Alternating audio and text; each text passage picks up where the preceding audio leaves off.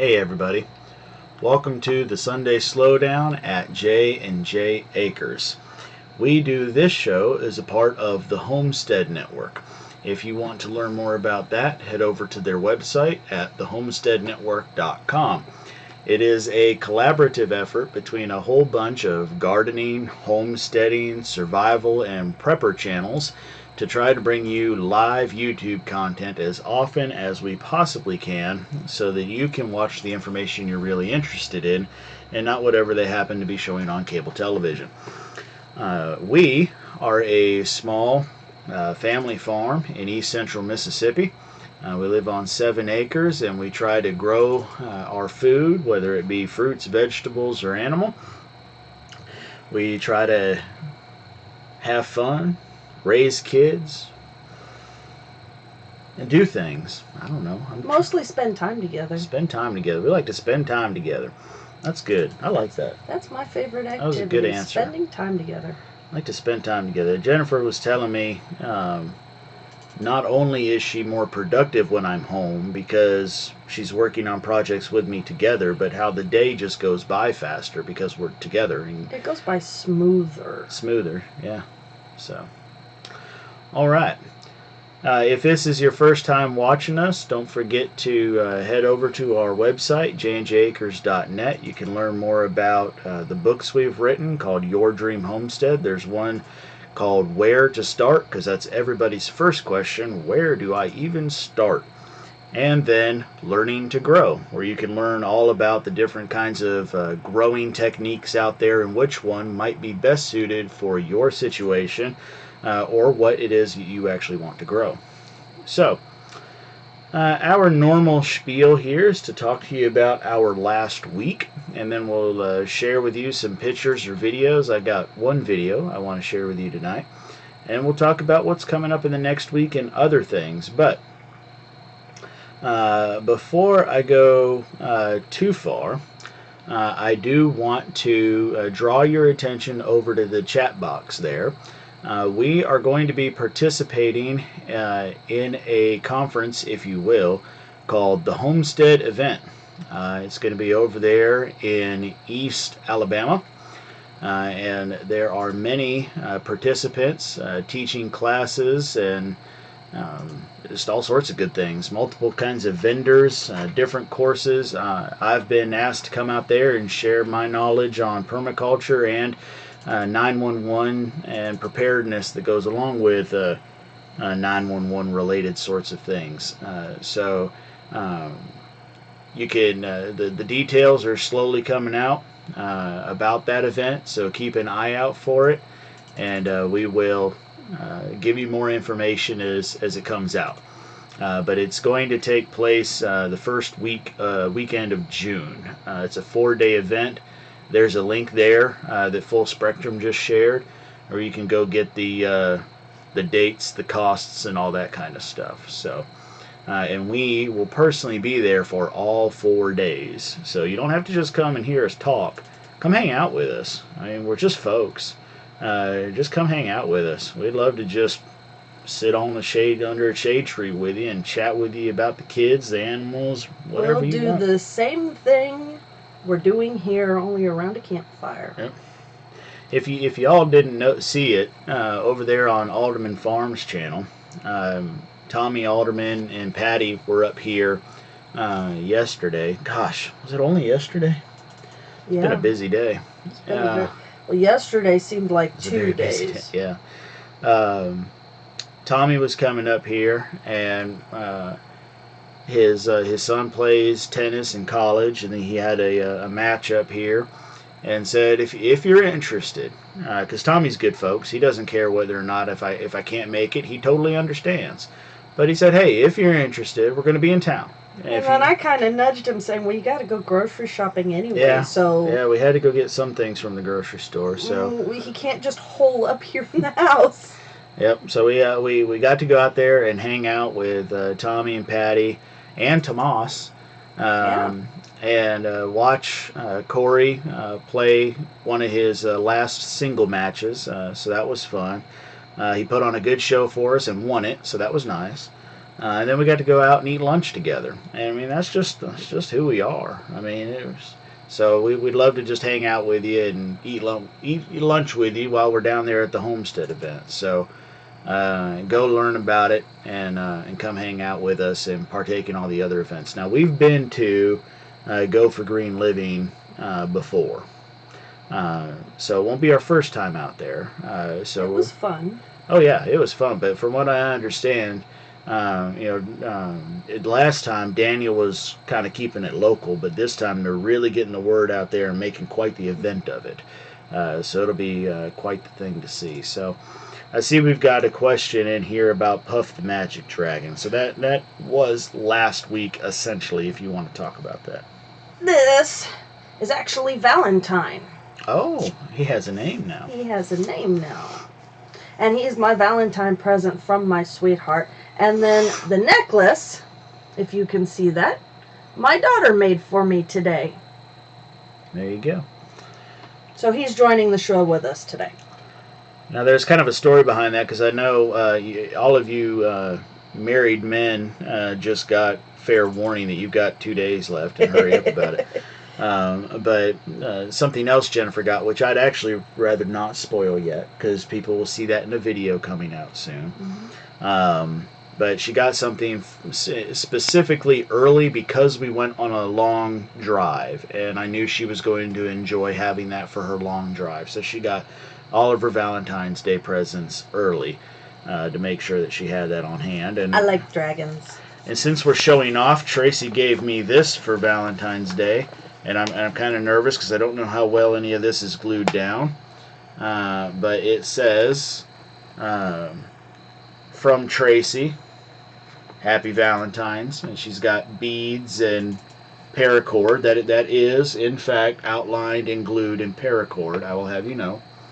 I'm not even 100% sure where she got the beads from. Did that come from your old crafts or something? It did, which my necklace is made of paracord as well, and the beads that I gave her. Yep. We gave Tracy a paracord making kit and a craft book. So we gave her everything she needed to make paracord bracelets right out of the box, but then also a book that told her about all these other crafts she could do making paracord, and now she's coming up with her own things too. So fun stuff. All right. The beads came from me cleaning out my craft supplies. Yeah. You take it or I'm throwing it away. So let's see. Last week we got to hang out with the Aldermans. That was a blast. I'm glad that they didn't have to run off, because the best part of that was going to get to sit down and eat lunch with them. We got to hang out with another friend for about 20 minutes. Yeah. And I'll say who that is, because they'll get to see the whole trip. And Tommy, if you saw Tommy's live video of us eating lunch with him, they already know most of it. Well, they don't know the whole story, but he at least broke the news. Yeah. I have mentioned before in many other videos that we were going to be getting a new hive this year. Well, we went and got that hive. Now, the story behind that and actually getting to see it, you're going to have to wait for that video to come out.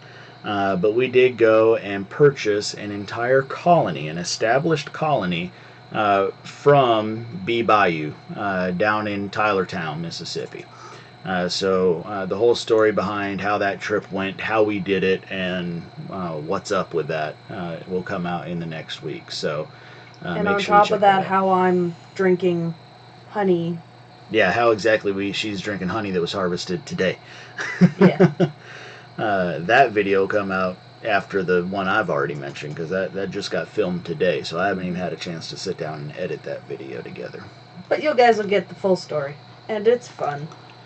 So let's talk a little bit more about, well, let's see, what else happened last week. Well, I have not had any more health issues this week, so yay! Let's get that out of the way. Not only that, he's been feeling better. Yeah, been feeling better. I can't there's no complaint to chest pain or anything like that, so things are moving along. So that's all to report on that front this week. So, man, that's the least time we spent talking about my health in the last month. I like that. That's good. And you'll notice... No, I'm not drinking just honey. It's actually probably only about a spoonful of honey in You know, they actually have a sinus version of Sleepy Time tea now. It's got menthol in it. So that's your honey pot there, Pooh Bear? That's my honey pot. All right. And I have taken up, if you haven't noticed, this would have happened after was this after the last live video? I think this was after the last live video. I had my follow-up with my doctor. Was that just the beginning of this last week? I think it was. I went and spoke to my doctor. They took me off of everything except the blood pressure medicine and the cholesterol medicine. One blood pressure medicine and one cholesterol medicine. With follow-up blood tests to see if we can't get rid of those anyway. But interestingly, and I don't think I've talked to you about this yet because I don't remember sharing this story on here. I shared it over on Facebook. So here's my board certified physician, and I like this person because she listens. That's usually my problem with doctors is they don't listen. They just want to hop and pop from room to room, get you in and out as quick as they can. Or like finding out that your blood pressure is high and now everything's all about your heart. Yeah. She sits down and listens, and I could sit there and have a checklist, and she says, is there anything else you want to talk about today? And I'll say, and I'll think about it for a second, say, oh yes, I needed to ask you about this, and we'll talk about that. And she spent a good half hour in that room with me, and we just chatted back and forth. And so anyway, it's how to be a good physician 101. But when we went back and forth talking, she said, and it's just out of nowhere, no preempting by me, she has no clue who I am on YouTube or the family farm or anything like that, never spoke to her about it before. She says, you know, you might want to try that apple cider vinegar. And I said, oh really? And she told me a story about a patient of hers that while she was on medical leave for maternity leave, that the patient stopped taking all of her medicines because the patient refused to see any other doctor. And the patient stopped taking all the medicine and started taking apple cider vinegar. And when the doctor came back to work, she called back and said, hey, I want to schedule an appointment, but you're going to be mad at me. I've gotten myself off all my medicine. I'm now taking apple cider vinegar. And the physician, kind of feeling skeptical about that, immediately scheduled for a blood test when she first came in. And as the story goes, per the physician, all of her numbers were perfect as far as the tests were concerned. They all were right there mid-range where they needed to be for their respective things. So her cholesterols, triglycerides, all those kind of things are what I'm talking about, sugars and whatnot. So she said, you might want to try the apple cider vinegar. So I am. We make our own apple cider vinegar now. Y'all have seen that video before. And so my cup of water every night and every morning now has some apple cider vinegar splashed in there. And they do say that you should drink it with a straw and get it past your teeth and the enamel of your teeth so that you can not do any damage. How to use apple cider vinegar. How to use it? How to use it. Well, I can tell you what I'm doing, and that's the best I've got for you. We researched it on the internet, and everyone's got their own opinion. Everybody got a different opinion. So all I'm going to tell you is what I'm doing. Take it or leave it. I fill this glass about a third of the way with ice because I like my water nice and cold. I fill it up about to the same level with water, and then I dump what amounts to close-ish about 2 tablespoons of apple cider vinegar. I don't measure it. I measured it once just to see what it felt like, and now I just splash it in there. And then I filled it up the rest of the way with water, and I stir it a little bit. And some days I sit here and sip on it for an hour, and some days I down it in 5 minutes. So on the other hand, I hate the taste of vinegar. So I actually found out this morning that I mix it with my morning juice. It gives a bit of a kick to it. But other than that, the flavor of the vinegar that I don't like is well hidden. Yeah, so this morning we had a juice that was composed of mostly carrots with a pear and about a dozen big globe red grapes in each of our cups. And then with about 2 tablespoons, well, you actually measured those ones, 2 tablespoons of apple cider vinegar just to see what it would taste like. And it certainly took, like you said, it has a kick, but it took the bite out of the apple cider vinegar. I was able to actually enjoy the juice without worrying about the other thing that was suggested to me is that I could drink the apple cider vinegar like a shot and then follow it up with water. I don't know if I could handle that. I like apple cider vinegar, and I don't know if I'd drink it straight. I mean, I put it straight on salad, but I mean that's different. Just get it over with. Guess you could. All right, so there you go for the health updates. Let's see here. How many times a day on apple cider vinegar? He's on twice. I'm on once. Yeah. Did you answer the what's behind you question? No, I did not. Are we talking about the big pillar, the plant? Okay, I'll talk about those. I'll talk That's about why those they're there. In just a minute. Yeah, I would have moved them off screen if I wasn't interested in telling you guys about them. Let's see here. I'm just trying to make sure we hadn't missed any. That I didn't miss any of Jennifer's promptings. Okay, so last week you saw the carousel seed box. You saw, of course, you knew last week that Tommy had sent that to us. We received it. We took out what we wanted, put in what we put in, and sent it over to Southern Lady 44. She has done the same and has now sent it over to Zach and them over at an American Homestead. So it moves on. I'm excited about the things that we picked, of course.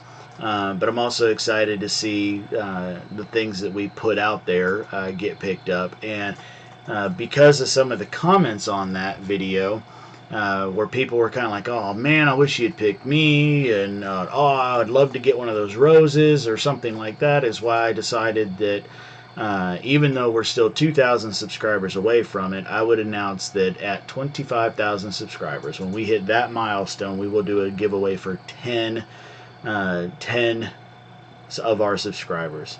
So 6 of those will get just seed packets of any sort that we have harvested off of J&J Acres. Then the next 3 will kind of be first prize winners, so to speak, where they'll get signed copies of our books and the seeds. And then the grand prize winner will also get the clipping of the Nana's Rose. Now, I wish I could give out more of those, but quite frankly, there's only so much of that rose bush growing right now. So, I mean, I don't want to prune it back too hard. But I can get one more good clipping off of that, so that'd be fine. So that was another video you saw last week, was the subscriber giveaway announcement. So that's a little more story behind why we're doing that.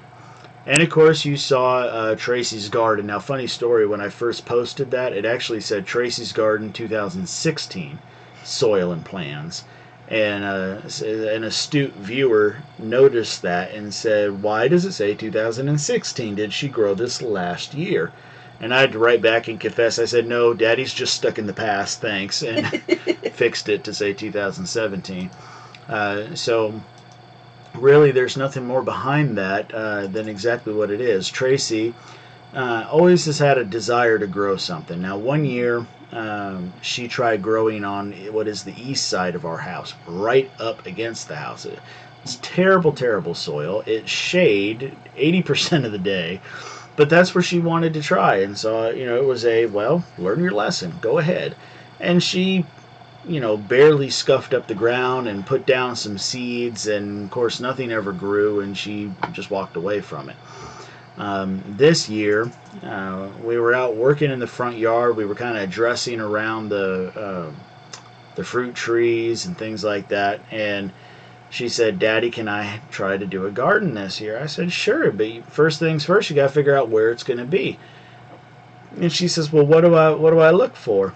I said, well, you need to make sure you got the space for whatever you're going to grow, and that it gets enough light and someplace you can get water to it. And so she recruits Arthur to go around the property looking for a place that she's going to garden.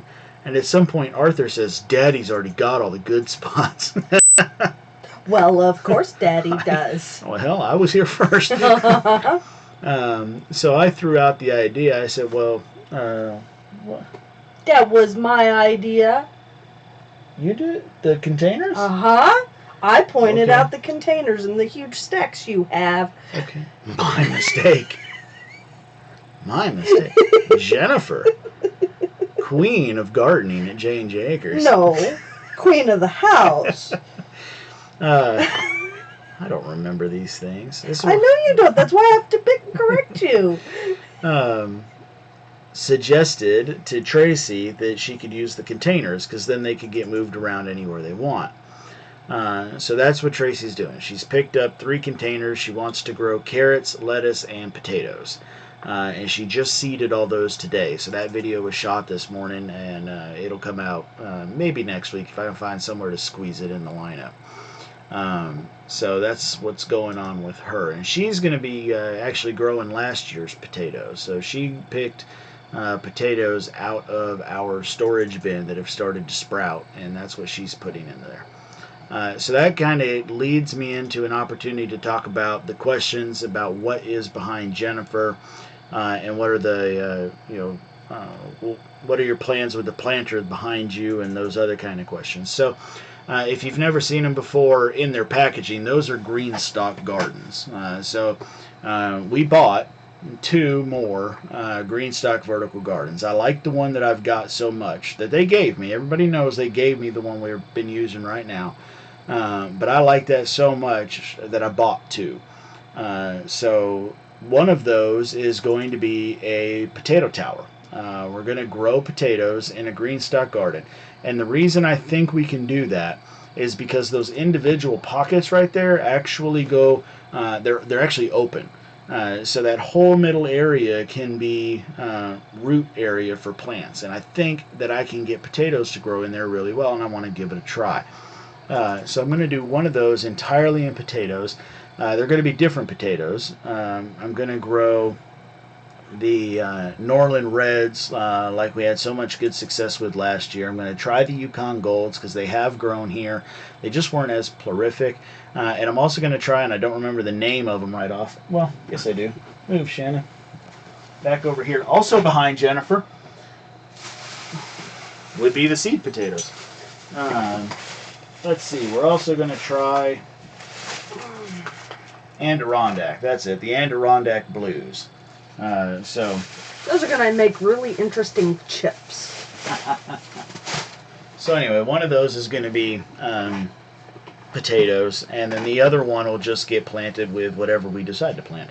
I hadn't even really given too much thought on it. All I know is that my winter tower is still producing, and things like the kohlrabi are just now starting to bulb. So I want that to be able to be left alone, but it's time to start putting things out now. So I wanted to go ahead and get that started, and I'll certainly make use of all of them. So that's what's going on with them. It'll probably be a couple weeks before there's videos about them getting planted, but that's what we're going to do with them. So, all right, let's see here. I wonder, now that you mention it. I mentioned it. Well, mentioned it. Now that they mentioned it, the question being, what are you going to plant? That second planter has no plans right now. Now, there are some things that are typical for our area.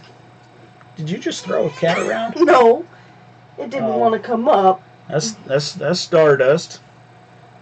Tell everybody why you have to wrestle with Stardust. Stardust doesn't like being picked up. And what did you just do with Stardust? I picked her up. See? I may not remember who got the pots, but at least I know not to pick up the cat. Actually, there are only certain people in this house that can pick up certain cats, and it's actually very specific. The only person that can pick up Milky Way is me. The only people that can pick up Sparrow is me and Brandon. The only one who can pick up Jack is me and Arthur. And no one picks up Stardust without some sort of a protest. Yeah. So what I was trying to say is, what do you think we should plant? Because there are some plants that are typical for our area. Things like crowder peas and things like that just aren't suited for that. They're just not. Would they grow? Yeah, but they'd also fall over the edge of the pocket and not do so well. So in the heat, in the south, tell me, what do you think we ought to try growing in these? Now, they will do just fine with roots, but remember, we're in zone 8A, so it gets, or 8B now. I don't know. We'll just go with zone 8. It's hot. most of the year. Yep. Simply Steven asked, where are we located? Tombstone, Mississippi, about 20 miles east of Meridian. Yeah. And about, 5 miles west of Alabama? Yeah. We get to the Alabama border before we got to the nearest, to the county seat of the county we live in. So. Announcement. Okay. Two-family homestead is requesting for, the spillway. Has got a prayer request out there for, and I can't pronounce. Do you know this place in California? You know how to pronounce that? Oroville. Oroville Dam spillway, imminent failure. Has now failed. Oh, live coverage reported has now failed. Oh my, that's terrible. That's terrible. Yeah, I feel bad for those people, but they lived under a spillway. You lived under a spillway, and folks. That's part of planning and preparedness, and knowing why you bought what you bought and what the hazards of buying it are. So I mean, I don't want to see anybody hurt or them have to lose their livelihood. Or their homes or anything else. But you could have made another choice. When we were picking out this house, we had just a few choices, but one of them... the one I wanted to buy? The high water line would have drowned, 90% of the entire property? It's not too far from here, actually. And it was 20 acres instead of 7 for just about the same price. And so I was really excited about it because it had a nice big creek rolling through it. Where right now we kind of have like seasonal little streams that if we get a good rainfall we get water. But this was a big stream, and I was really excited about it. But Jennifer's right. There's some places where you'd stand, and she said, "Jared, look at the trees." Root. Yeah, she said, "Look at the root on that tree." And sure enough, the roots were like 6-7 feet up. From where the ground was. I don't know if that was... We never went as far as to try to learn whether or not they changed the water line, like physically changed it, and there was no chance of it ever flooding again, or if that was because of seasonal flooding or what. But she convinced me in a very astute fashion that we were not going to be buying that property. We actually found a property. We are on the top of a hill. We knocked down all of the trees that could have knocked out our house, and ain't nothing taking down this house but a tornado. Yeah. Yeah, I don't. And it would have to be a good tornado. Yeah. Simply 7, I'm glad to hear that we'll get to meet you in person there in Alabama in June. We look forward to meeting you there. And Cheryl says, asked if we ever tried fingerling potatoes. I had not tried that, but maybe we can save a pocket or two and give those a try. I didn't see any fingerling potato starts at the store, and I wasn't really interested in ordering them online. But we'll see. We'll see where we go. Susan suggests that I could start oak trees in the towers. I could. I could start the oak trees in the tower. I have to think about how I feel about that. I don't know. We'll see. But it's a good point. It could be done. It really could be. Alright. Okay. So, I've got one video from the deer field that I want to share with you guys. And we have had horrible... I'm still going to come out with a video. I haven't shot it yet about my opinion about the salt licks out there in the deer field. So I know we got a lot of new subscribers over that wanting to see what the experiment was. So I have some opinion to offer, but it comes with the caveat of the problems we've been having. For example, the dogs we've talked to you about before being loose from the neighbors. Those are still popping up on the deer cam today, even though deer season is over here. I'm going to go puppy hunting soon. And no, I'm not going to use a gun to do it. We've got live cages. And then our next door neighbor, who doesn't live on that property but keeps cattle out there, decided that he needed to be able to let more grass grow on his property. So he hired a timber crew to come in there and clear cut most of his land. So they've been over there making all that racket for the last 2 weeks. Mm-hmm. So it's been really hard to even get the deer to come in there to actually do the test. But I do have some results and an opinion based on those results to offer. So that will be coming out soon. But anyway, here is a look at the video coming out of the deer field this week, and I will tell you, it feels to me totally out of season. You're going to have to think that this is the last week of October watching this video because it's kind of spooky looking. It makes me think of Halloween. Y'all tell me what you think.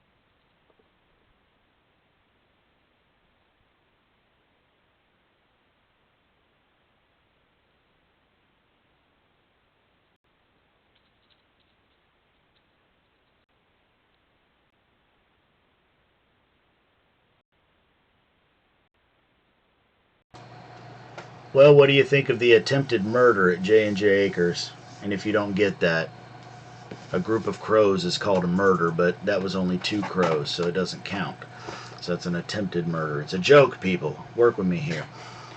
Um, but boy, wasn't that something? Just because of the how foggy it is and the crows just kind of ominous being there. I don't know. I kind of thought it was kind of spooky personally. But anyway, that's the first time I actually seen crows, and I think I had 3 different videos of them out there. So kind of an interesting little thing, but frustrating at the same time that crows are the exciting thing to look at on a deer camera. But there we are. You want to tell them about Freaky Geek asked about breed of dog. Now, Well, one of them's a husky. One of them we know for a fact is a husky because our neighbor used to breed purebred huskies, but now they're trying to get rid of them. yeah, and I mean, I guess if there's people on who haven't seen them before, I could try to bring one up really quick, but I mean, they're not bad dogs. And then there's They're another not one. doing anything but scaring off our Yeah, deer, and we've already talked to the neighbors about this dog being on our property, and that's the only reason why I'm going to go live trap them. And yeah. I'm trying to pull you up one to look at right now, but that's usually something I do during the hour beforehand so that I don't have to try to do this live. But oh, come on. Jennifer, huskies really are great dogs. I love them, but they require a lot of space, a lot of attention, and a lot of activity. And this dog got absolutely none of the above.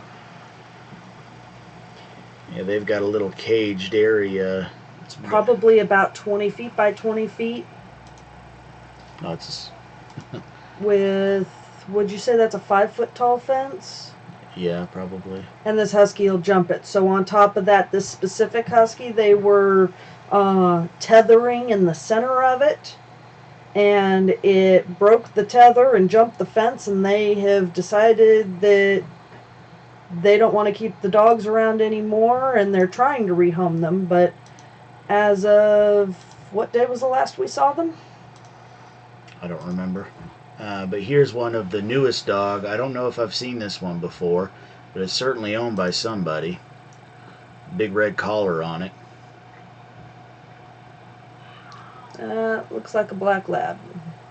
I don't know. Something about that body build makes me think or question myself and go, is it a lab? I mean, it's got that short black coat, but I don't know. The other option's a border collie.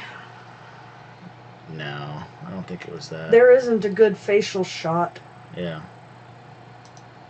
And I don't know if I've got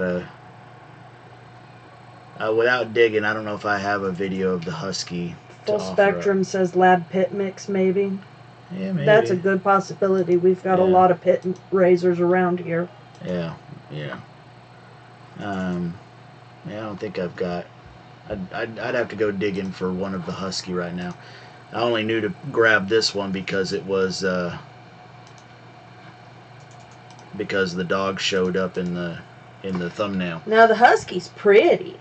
Oh yeah. And when we went over to the house, it was actually injured. But in the video that you saw of it on our property this week, was it limping? I did not notice a limp, but I wasn't paying attention for one either, so I might have overlooked it.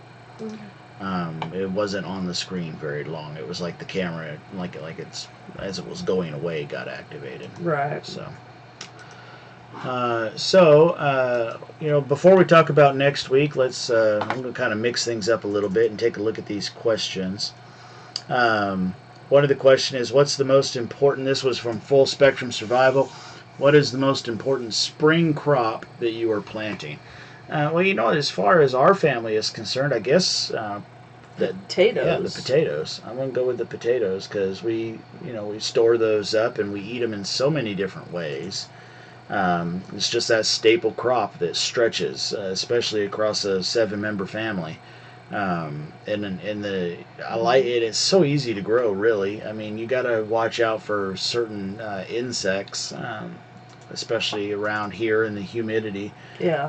That like to go after the tubers, but and the pigs. Yeah. Yeah, we're still growing pigs. We'd like to get rid of a couple of them. We've had a lot of problems with the pigs. The pigs were the detriment to the potato crop last year, and we lost a few plants. Mm-hmm, yeah. You do not want pigs in your potato plantings. They don't mix well. They just don't mix well. Let's see. What would you plant for stocking up? Well, I know we want to... carrots and peas grow really well here, and we all like them. Fruit. However, we have yet to be able to grow enough fruit to satisfy the family and be able to store it. Well, we've stored it, in the sense of making jams and jellies, and the kids love that. And we've done that with the American Beauty Berry from, the wild pickings. And we've done it from our muscadines that we grow. But this year we hope to have a copious amount of strawberries to be able to do stuff like that from. So we'll see how it goes. Freaky Geek noticed I said something about how the pigs have been a problem. They are penned up good. I don't, if you've got a 2-year-old in your lap right now, you might not want to find something to do for 2 minutes. We had learned a hard lesson about keeping different aged pigs in the same pen. The adolescents still wanted to feed, and their mom was no longer feeding them. Yeah. So when the new mom gave birth, she had 9 piglets. But then the adolescents that were just weaned a month ago, or 2 months ago, wanted to nurse. And that led to several of the babies not getting enough milk. And when pigs, with most animals really, when the baby dies, it gets consumed so that pests or predators, predators don't come around. And so over the course of a couple days, we didn't realize what was going on yet. We had gone from 9 to 3. We have pigs. 2 girls and 1 boy left of the babies. Of the baby piglets. But then Jennifer noticed one of the adolescent aged ones, I so to actually speak. noticed it when we still had 5 left. But we really didn't. Yeah, we couldn't quite figure out how to separate them. Well, I managed to separate them, but I didn't think that they could jump the divider. And then they managed to jump the divider, and I had to go in, separate them again, and recreate a taller divider. Yeah.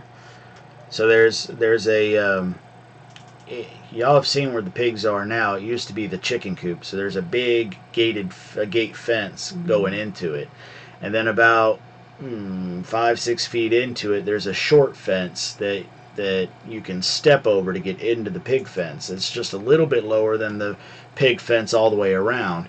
Well, nobody had before then had ever jumped over that to get up to the front gate. So Jennifer took the adolescents and put them in that area, gave them their own water and all that kind of good stuff. But apparently, when the will is strong enough, they could jump that middle barrier there and got back over. And then I was at work, but Jennifer threw together a taller fence that now ain't nobody jumping. It goes pretty much to the ceiling. Susan Sullivan has beaten me to the punch, though. We can't. No one seems to want to purchase these adolescent pigs, so they will be going to freezer camp if we can't get them sold in the next week or 2. Yep. So that's that. They're not in an area big enough to really support them. We've got to get rid of them. Yeah. So anyway, that's what I mean by about the pigs being a pain. Because even if we had been selling them, that was $600 we just lost, because we could have got $100 a head for each one of those piglets. So it was, but nobody's buying them. The last time we tried putting them out in what's called the Mississippi Market Bulletin, we tried putting them in for $75 a head and still got no phone calls. So they're just going to have to get packaged up. They are American guinea hogs. Yep. And if you want one and you live close enough, come get them. $100 a piece. They're what, 50 pounds at this point? I don't even know how much they weigh. But they're somewhere between 25 and 50 pounds. I can barely lift them.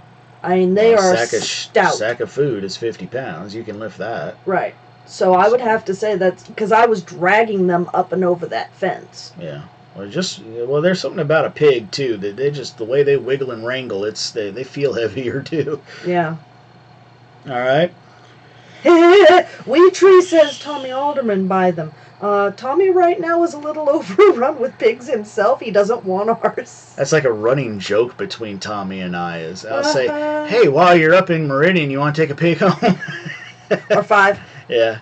So you'll see a couple of his videos. He'll say, well, Jared kind of curses my names because I got him into pigs. And no, I don't. But no, it's still kind of funny, though. I enjoyed the experience that we have had with the pigs, and we have learned that we are not ready for them.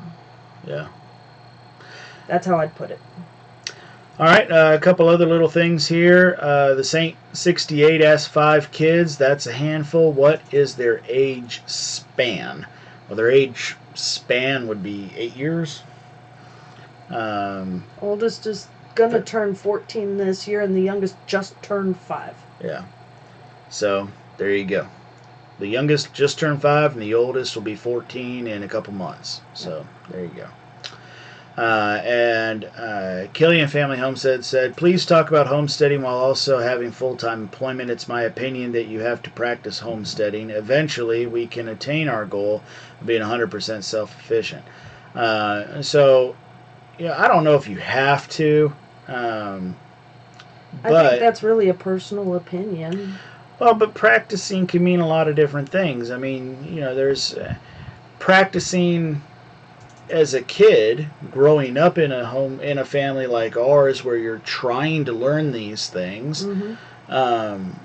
Could you step out into the world and have your, I can't tell you how many times I've talked to Brandon trying to encourage him to do something like start up his own YouTube channel or whatever, so that, when he turns 18 and he's all legal, he can buy his own piece of land and go live on the land and not have to have a job, and trying to teach him that that's an option on how you make your way in life, but you don't have to do it that way. There's other ways to live your life, and talk to him about that.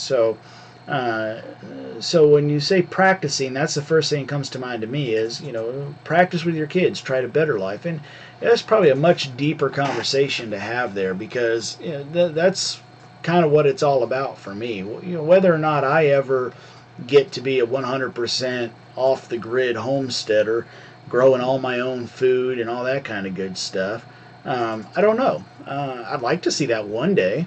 But if it instills something in my children where things are better down the line. And it saves us money feeding them. Yeah. That was really the reason why we got into this. Yeah. My parents owned a home for the first time in their life about 5 years before we owned a home. So to me, I like to think of it as a generational thing. I'm only here for a short little time. I can go outside, look up at the stars, and feel minuscule. What I want to do is live my life in a way that makes the next generation better. And if I can improve my family moving forward, then I've done something. So if that is giving them the training that they need to be more self-sufficient, or to be able to be self-sufficient if a situation arises where they had to be, even if they don't want to be day to day, then I feel like I've done something right. Now, as far as us in a situation right now, I will tell you that having full-time employment at the same time as trying to be self-sufficient has its pluses and minuses. On the plus side, I get a check, so it's easy for me to save up my pennies for a project, to go buy lumber and build something, or whatever the case may be. And it's okay if something fails. Yeah, if something fails, it's okay. It's not what we wanted to be done, but we can go to the grocery store. We've done that before, and buy what we need, and things can move on. But on the negative side of things, I can't tell you how much I get, like today. I do not want to go to work tomorrow, in the sense that I've got so many other projects around here that need to get done. And it feels like you can never catch your own tail. So that kind of goes to the next somebody else in here asked, let me see if I can find it really quick so I can make sure I mention them. Suburban Hillbilly said, have you built your greenhouse yet? No, I hadn't. And the only thing stopping me is the time, because there's certain things that have to get done. I've got to get the bees when I had to get the bees. I had to get seeds in the ground when seeds have to get in the ground. And it's funny too, though, because if he didn't have a job, he wouldn't be able to afford the greenhouse that he currently doesn't have the time to put up because of the job. Well, but I think in that respect, though, things just change a little bit. Yeah. Like, all the windows we've got were secondhand. We did nothing but barter for that. And so do I barter for the material, or do I make my own material, go with green wood, just cut something down and build it together? So, it probably just changes how it gets done. Yeah. But right now, the thought is to spend money to buy cut lumber to put it together. And so to do that, I'm at work, and we'll work on it when I can. Killian Family Homestead would like to thank you for addressing her question. You're right. My dad said, I'm not raising cows, I'm raising boys. There you go. So Yeah. Not raising cows, raising boys. All right. Let's see here where else we... let's see, we talked about that. And we talked about that.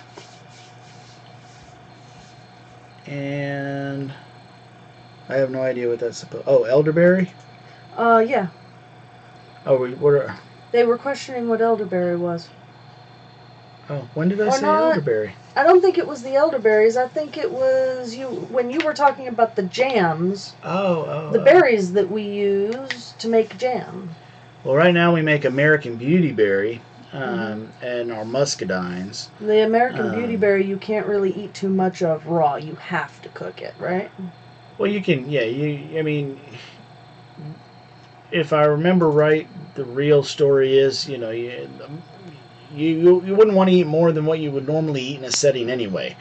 You wouldn't want to, like you should not eat an entire pizza, even though maybe you could. But a slice or two is not going to kill you. And it's kind of the same way with elderberry, except if you ate, Beautyberry. or with beautyberry. But That's if you, probably the reason yeah, why. I probably misspoke. But if you eat the whole pie, so to speak, with American beautyberry, supposedly get some digestive issues. Yes. The reason he keeps getting it mixed up is because we do have an elderberry that is a volunteer plant that EMEPA tried to take out. Yep. And in the same regard, about saying we could use these towers to help with the oak starts. Mm-hmm. We might could use these towers to get a couple more elderberry starts. That's true. So, what was the first food you planted when you moved in? The first food? Probably a tomato. Yeah, maybe. I don't know. I can't remember exactly what it was planted with, mud pie. But I can tell you the first planting was in by the book, like ridiculously by the book, square foot gardening method. Ridiculously by the book. I mean, to the T. I had the vinyl. What are they called? Like mini blinds. The mini blinds. I had those laying out the square, so I knew where I had a template that I cut out myself to show where the seeds needed to be for 1, 4, 9, 12 seeds per square foot. It was ridiculous. Folks, I would like to warn you now. If you have goats on your property, I don't care how well you think they are pinned up, and you have a garden, make sure that the garden has a fence around it that is at least that far from the garden and strong enough and tall enough to withstand the goats as well. Which brings me to the punchline that we never ate anything out of that garden, but the goats did. It was a 4x4, a single 4x4 raised bed. And about 2 feet away from the edge of each one, at each corner, 2 feet away was a T-post that had some, I think it was woven wire.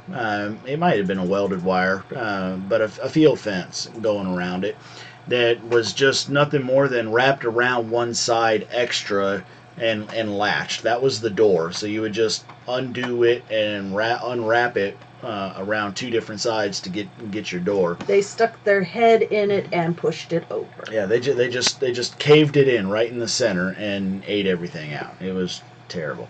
Mm-hmm. What? Apparently, what a night tonight. Apparently, the Homestead Network's having a little difficulty tonight because we just got word that that Dutch is not going to be able to do his show tonight. I'm not sure what the deal is with that. But Keeping It Dutch is not going to be able to do his show. I appreciate knowing that. Should we go over, but please remember we do also air this podcast, air this as a podcast, and that podcast is syndicated. It airs over on the American Prepper Radio Network. I think I said that right. And because of that, we have to keep it within the hour to meet their podcasting, or I got to sit there and spend like 20 minutes trying to edit stuff, and it's a big headache. I have a thought. Well, I also want to go to bed because I have to go to work tomorrow. What? Well, that's true. Anyways, my thought is we could end this show on time in 6 minutes and just hang out and answer questions and Okay. Unofficially end it like we unofficially begin it. I don't mind doing that for a few minutes. We can do a short little 5-10 minute after the show. But before we do run out of time, because time is ticking away, first off, thank you all so much for the questions tonight. There's the last few shows, I guess maybe because I would just keep talking about my health stuff, and y'all were so listening into that. Yeah. There weren't very many questions, so thank you for all the questions tonight. I personally, it's been awesome. Really enjoy the back and forth. I mean, I shoot YouTube videos all the time. I do the live show because I like the back and forth. It feels like you guys are actually listening to us tonight. Yeah, thank you. So with that said, let's talk a little bit about what videos are going to come out next. Amish, I hope your baby starts feeling good. Oh. Somebody not well. Yeah, she has to go. Another child is sick.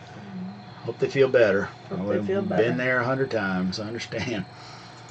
Coming up next week, you've got me talking about our community garden and the benefits of being a part of a community garden. You'll get to see a little bit of planting action going on there. I talked to you about making a new batch of apple cider vinegar, things that are kind of plus and minuses of how the first batch went, and what I'm doing to kind of move forward. And then we've also got another video coming out about me making a kombucha SCOBY. So I tried kombucha for the first time. I know it's been around for years and been trendy for the last couple years, but I finally got around to trying it with Jennifer. We got around to trying it. I saw it at the grocery store. It was the weirdest thing. I was walking by and went, "Is that what I?" Jared, they're selling this now. We had never noticed it at our local grocery store, but there it was, raw, unfiltered with the SCOBY in it still, kombucha, organic, it had all the labels on it. So we gave it a try and we liked it, and so now we're trying to grow our own SCOBY, so I show you how we're doing that. And then last but not least, the whole big long story about the bees and everything involved with the bees coming to the property. So that's a good 11-minute long video, so make sure you bring your coffee cup for when that video comes out next Saturday. Shh, don't tell. All right, so we'll hang around for a few minutes and go even less formal than we already do this show. We're pretty informal in the first place. We found it in the refrigerated section. Yeah, so in our grocery store, I know most grocery stores have the side wall has that big refrigerated area, and usually in the back corner is where you're going to find your milk and your dairy and all that kind of stuff. Well, in this grocery store, the same stuff is near there, but the corner there's like a 45-degree angle corner there that also has a bunch of health food that is refrigerated, and that's where we found it. So, in one of the same. Well, no, we didn't do that video in that Winn-Dixie, did we? No. So it happened to be at a Winn-Dixie. Yes, is where we found did. it. Did we do some of the filming? But they redesigned it. Redesigned it. Thank you. Yeah. So we did some of the expose video at that store too. But all right, folks, we're going to close this off really quick, so I have an end point for the podcast. But we're not leaving yet. But we won't leave right away, but we'll only stick around for a few more minutes. But as far as tonight goes, thank you all so much for watching. We'll see you next time. Bye.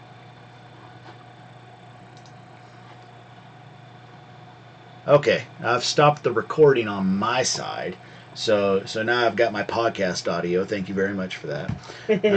But here we are. How y'all doing? Ginger Rose, we are close to Meridian. We are about 20 miles. Here I go with my east-west directions. We are 20 miles east of Meridian. We are 20 miles east of Meridian and 5 miles west of Alabama.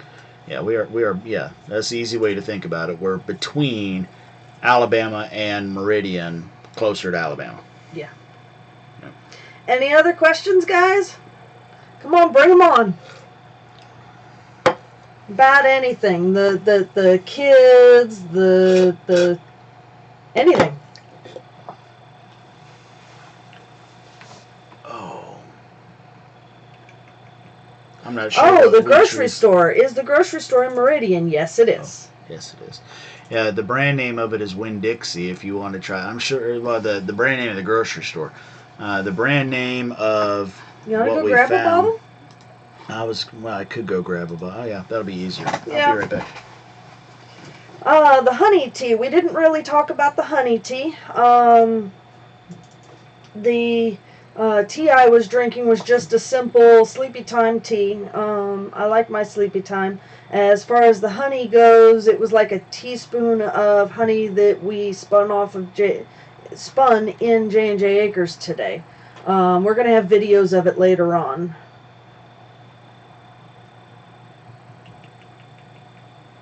Well, 30 miles west of Starkville. Awesome. We are going to be going to Starkville for an herbal class. March 4th is when we'll be out there. Suburban, we did set up the deer field in order to hunt over it, but as of yet we haven't really hunted over it, simply because, well, why don't we hunt over the deer field, my sweet? We do. Well, you haven't really seen any deer in that field. Well, I haven't gone hunting this year due to just time. Yeah. We went on vacation in the middle of the winter. It's been so stinking hot, the deer weren't really moving and all that kind of stuff. And the dogs. And the dogs. But I have a blind and a ladder set up out there, so yeah, I would hunt over that any day that I actually went out there. This is what we found in the store. It's expensive, don't get me wrong. This is the reason why we're trying to grow it at home and do it ourselves. This little, what is this? I don't even see. 16.2 fluid ounces was $3. But it's GT's kombucha, organic and raw, original. So that's what it looks like. And that's what we used, and that's what you'll see in the video. And it's not going to show up on camera here. Oh, excuse me, about sneezed at you, but there is a right on top of my finger right there is actually some of the SCOBY to get things started. So that's what's going on with that. And you know, I'll tell you a little another little something else, because this isn't going to be part of the video. Right. We did collect honey off the hive today. You have to wait for the video to find out exactly how much, but you'll find out this. It was more than what I'm about to tell you. They were put out of the way, up on top of the refrigerator, and then somehow or another, we don't know how it actually happened. The refrigerator had been opened and closed several times throughout dinner. So a half-gallon mason jar of honey walked closer and closer to the edge of the refrigerator, and he's fine. But Brandon opened the refrigerator door, and like a darn pail, like one of those jokes you see on a slapstick comedy with the pail of water over the door. You open the door, you get a pail of water on your head. He got a 5-gallon mason jar full of honey land on the top of his. It wasn't a 5-gallon; it was a half-gallon. Oh, did I say 5? Do I keep saying 5 gallons? You do. It was a half a gallon. That would have really hurt. Yeah, it was he a would not half be gallon. fine. But it was a glass mason jar, and it busted on the floor. Yeah. And so we lost a half a gallon of honey. Yeah. All over the floor. No, the SCOBY actually is not on top for the kombucha that we have. As soon as you crack the top of that, it'll come to the top. Okay. But right now it's at the bottom. Dolphin Man, we do travel into Alabama periodically when we have a reason to do it. Yeah. Meridian's still the closest town. It's about an hour to get to Tuscaloosa. And there's a couple little tiny towns between us and Tuscaloosa. But we've, rarely have a need to travel that way. Yeah.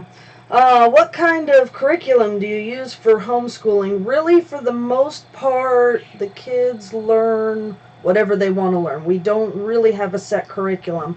Now, that being said, I use a couple of different... Khan Academy. Khan Academy for their grammar and their math. They really like that. Discovery K-12 has a lot of good history curriculum to it. And for the little bits, I bought a couple of books. Like workbooks? Workbooks for them to work through to help them with their writing and their reading. So, it's unschooling, essentially. They learn when we have time to and they want to. They learn a lot by doing and by wanting to learn it. Yeah. Rather than stick them in a classroom and tell them, here is what you are going to learn today, and then run the chance of half of them hating it because it's not a subject matter that they like, or they struggle with it and they need more one-on-one than you can give them, or something like that. We let them let us know when it's time to learn something. So whether that, like Tracy loves to cook. Yeah. So she kind of goes into math class when it's cooking time because she's got to figure out, okay, well, we're going to make a double recipe. And the recipe says to use 1/4 cup. So how much do we need? And she's figuring out, well, I need 2 1/4 cups. Well, that's not what we're going to do. I want to know how much is that. And oh, that's a half of a cup. Okay, so so we kind of start learning things like that, and just extend that into everything. And now, at the same time, though, if the kids are wanting to spend all day on their electronics, I'll require them to do an hour of Khan Academy to make sure that they're still getting. Yeah, keep the brain going in that. Yeah, the essentials, because I honestly believe that if you've got good grammar, good reading, and good math skills, that'll teach you how to learn. And if you know how to learn, you can learn anything. Yeah. So. I like what Brad I got a +1 said. For schooling the way that humans have learned for thousands of years from others. Yeah. I think that Brad's got a good point with that there, because it's just the way. And they watch a lot of YouTube too. Well, they do. There's a certain, if you ever want to just bang your head against a wall, I don't know why you'd want to, but if you ever did want to bang your head against the wall, go watch Vsauce. Go watch Vsauce. I love Vsauce channel, and I love. Don't watch more than 5 in a row. Good. Well, that takes time anyway, because most of his videos are a good 30 minutes. But yeah. But there's been, I tell you what, I love thinking videos, and I love that kind of intellectual stuff. And I love the silly ones too, like Mental Floss. They make you think, but they do it in kind of a silly way. And they have some specifically geared towards kids too. Yeah. Yeah, the Mental Floss Empire, they've got some that are specifically like Crash Course for kids.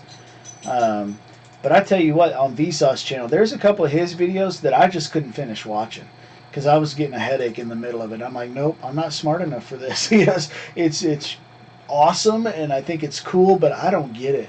I just have to walk away from it. Dolphin Man, there are days where he takes one or more of the children to work with him, but usually on those days, Jared's not doing very much at work. Yeah, that comes quite a task to. There are days where Jared has so much to do, it's overwhelming, and then there are days where he has nothing to do. So. But I've got a TV in my office and a box of crayons and a couple coloring books and a checkerboard set. So whenever the kids happen to come by, there's something to keep them occupied in case Daddy has to leave the office. And I don't think that's happened quite so much since we have a friend around the corner that likes coming over. Yeah. Oh, there was one more. Killian family would like to know, what are your main issues in beekeeping? Hive beetles, nosema, varroa mite, beetles. No, I disagree with that. I think our biggest, how would they phrase it, main issue, what our main issue is, yours truly. I'm going to have to get on him with this new hive about checking it every single weekend, because when the temperature gets above 80, he doesn't want to don the bee suit. I don't like hot weather. It's the only thing I don't like about Mississippi. It gets too hot and humid, and too many bugs. I mean, and I could enjoy living. Well, we used to live in Colorado, and I loved that climate. Yes. I did a lot of growing up in upstate New York. Love that climate, and I just like the cold more than I like the heat. Now I like how much growing I can do down here. Don't get me wrong, but at the end of the day, the problem with our bees really comes down to the root problem is me not going out there enough to check in on them and take care of what their needs might be. So last year, that's what ended up causing all of our swarms. Yeah. They expanded so quickly, and I would excuse myself from going out in the hive because it was 90 degrees outside and humid, and I'm not putting that bee suit on. But I'm not comfortable enough around the bees to just go work with them with nothing but a veil. Yeah. So I'm still putting that big heavy suit on. But I'm going to have to get over it. I'm going to have to learn how to get in there and at least spend 5 minutes. If all it takes is to hydrate ahead of time, go out there, spend 5 minutes with them, come in and rehydrate and cool off and recover after being in that kind of heat, then that's what's going to have to be done if I want to have bees. And I do. I like having the honey, and I like having the wax and all those kind of things. Even though it took us about 4 hours of work today from start to finish, but that was a one-off. A once a year thing. Yeah. So we didn't talk about it earlier in the show today because this hasn't even been edited in any way, shape, or form yet. But today what we spent a lot of time on was doing a full clean out of the hive. We went through every single frame. We scraped frames, we scraped the bottom board, got all the trash and gunk out of there, and just freshened that whole woodenware back up and got it ready for them again. Freaky says you should make the bees wear the suits while you check things out. Well, that's something now. I wonder how we can get manufactured like 60,000 little tiny bee suits. I have no idea. Suburban says, why not check them super early, like right after sunrise? Because there's a lot more bees that early in the morning, and they don't... They're like Mama. They don't like being woken up early. They're grouchy. It depends who you ask. That's the prevailing logic, is that it would be better to work on the bees midday when a large quantity of the bees are out harvesting, foraging, because then you don't have to worry about getting the frames in and out with all those other bees around you. Which was a pain in the butt today. But there are some people who have no problem with it. I've read many people online who do just that. They go out there at the crack of dawn and work their hives. I wouldn't personally be so worried about upsetting them. Many people don't want to do it then because of how many bees there are, and so you essentially get this whole colony of bees buzzing around your head instead of half of them being off harvesting. My biggest concern would be working the hive with that many bees in it, because I've got to take frames in and out, and I don't want to damage more bees than I have to. Really, you're worried about damaging the queen. Right, well, yeah, more specifically, the queen. But it could be done. You're absolutely right. With one hive, if we damage the queen, we either have to hope and pray that they make a new one, and we've lost a small hive because of that, or we need to really quickly buy a new one. Yeah. And that's if we're even sure we killed the queen. Yeah. So. But now, that aside, your question about specific pests, the one we've had the most trouble with, the one we've seen the most of, I guess, would be the small hive beetle. Yeah. But this year, we're not going to flinch over using oil traps. We're going to do that. We're using the paper traps and the oil traps like you saw in the nuke we set up at the beginning of winter. So we're going to do that. But we're not going to use chemicals. We're just going to use the oil traps. All that is so that when the small hive beetle falls into the oil, it's like a moat. And it falls in there and it can't get out because it's in the oil and it's slippery and all that kind of good stuff. And today we put in some towels. Yeah, and we put towels on today too. But anyway. The other one that has done quite a lot of damage was wax moths. We lost our second hive in chronological order that we got them. It was the first hive that we lost, but was the second hive that we had got to the wax moths. Yeah.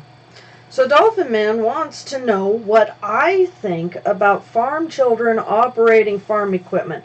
Dolphin Man, you need to go back into Jared's videos and watch our currently 13-year-old, then 12-year-old operating our tractor. You'll figure out very well how we feel about that. I'm all for it.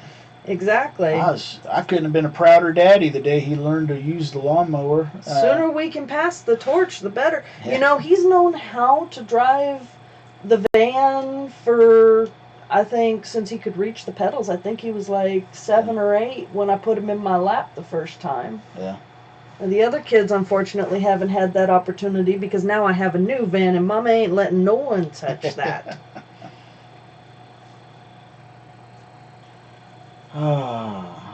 What else we got? Daddy's about ready for bed, y'all. So if you've got a burning question you want to talk about, I get up at 5:30 in the morning, so I'm ready to go settle into bed, settle things down. I still got laundry to put away and whatever else. So I'll give you guys about a mental count to 30, and then we're going to shut down.